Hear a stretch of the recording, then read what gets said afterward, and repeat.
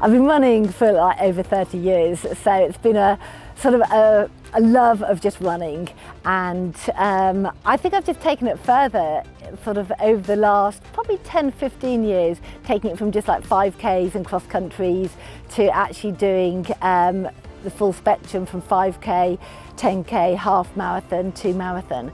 And I think for me, half marathon is probably a sweet spot for me.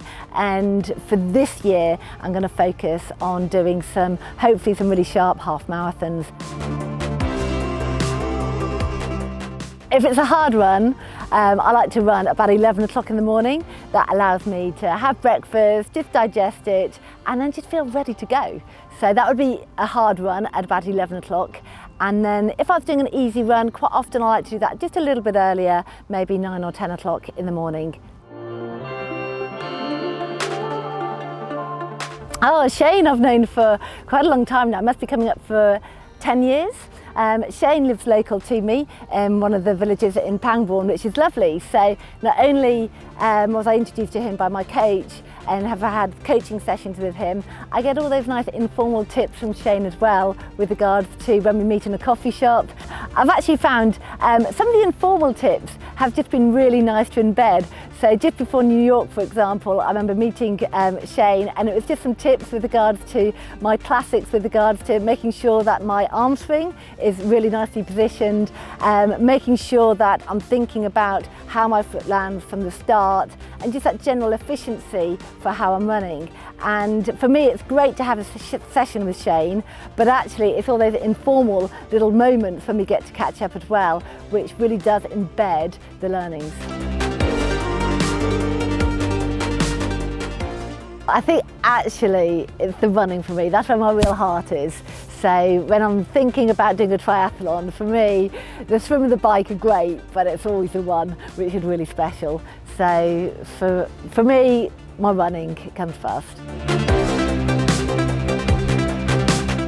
New York is just amazing. I mean, it was my first trip to New York, and I was on business for a few days, and I had the opportunity to take a helicopter trip as well, which was just like amazing. So actually the helicopter took us over Verrazano Bridge, which is the starting area, which was fantastic just to be able to just get that sense of what it would be like on race morning. And Verrazano Bridge is just this magnificent bridge. And so yes, you're just sort of like in awe as you run through, each of the areas in New York. I mean, you've got 5 different districts which you're running through, and the roads are so wide and that seems so spacious. So yes, it's an amazing city. Yeah, New York Marathon has been a really special event for me. I went into it really open-minded. I was in good shape. I'd just done the Half Ironman World Championships in South Africa, and 8 weeks later I was running New York.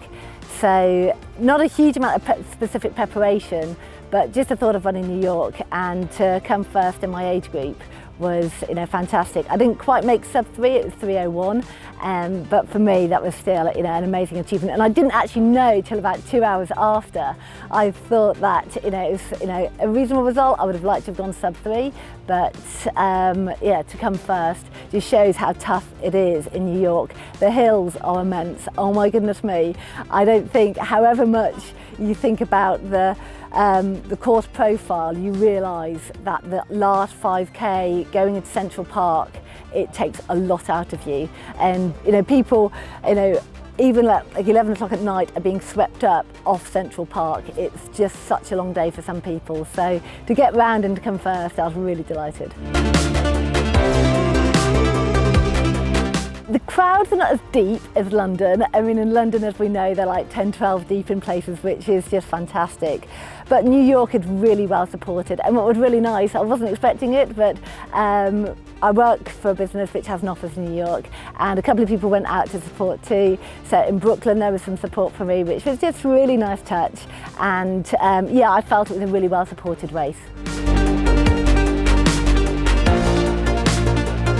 So I think probably if I say race, so New York's got to come top of the list for running in terms of that's an amazing city.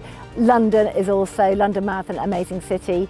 In terms of experience, I would say probably South Africa for Queen at Port Elizabeth for the World Championships for 70.3. But also, if I'm allowed a fourth, Austria is beautiful, and yeah, I've loved racing in Austria too.